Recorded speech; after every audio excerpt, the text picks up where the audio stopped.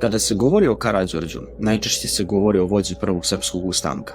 Međutim, pre nego što je postao vožd i simbol borbe za slobodu, njegov život su obeležila dva teška i kontroverzna događaja: ubistvo oca i pogubljenje rođenog brata. Da bismo razumjeli te događaje, moramo najpre razumjeti vreme u kom je živeo.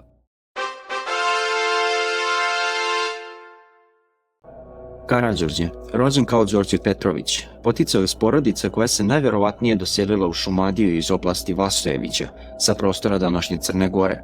Prema podacima koje iznosi Radoš Ljušić, njegov deda Jovan doselio se u Šumadiju zajedno sa sinovima Mirkom i Petrom. Porodica se nastanila u selu Viševcu, gde je Đorđe rođen 60. godina 18. veka. To je bila Srbija pod osmanskom vlašću, prostor bez stabilnosti, bez sigurnosti i bez pravne zaštite za hrišćansko stanovništvo. U takvom svetu odrastao je budući vožd. Godine 1785. u vreme kada se Đorđe već oženio Jelenom Jovanović, dolazi do događaja koji će ostati duboko urezan u njegovoj biografiji. Neposredno nakon ženidbe, porodica se našla u opasnosti i bila primorana na bekstvo iz Srbije. Razlozi za to bekstvo u izvorima nisu potpuno jedinstveni.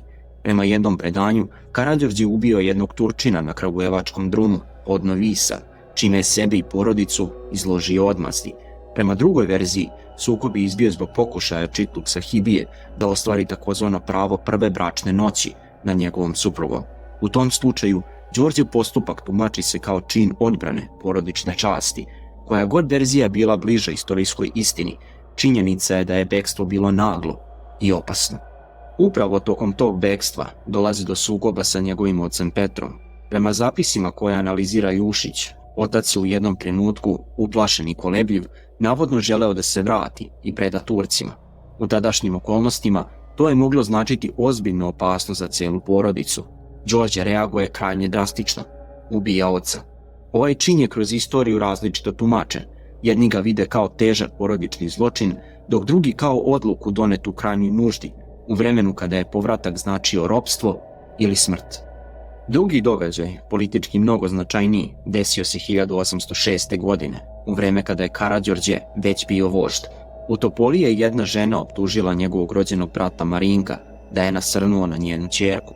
Tom prilikom izgovorila je rečenicu koja je snažno odjeknula: "Ti goniš iz Srbije Turke, a u Topoli si ostavio Marinka koji je gori od svakog Turčina." U tom trenutku, kada se ustanak vodio protiv nasilja i bezakonja, svaka zloupotreba moći unutar srpske vlasti predstavljala je ozbiljnu pretnju autoritetu nove uprave. Karađorđe je reagovao bez oklevanja.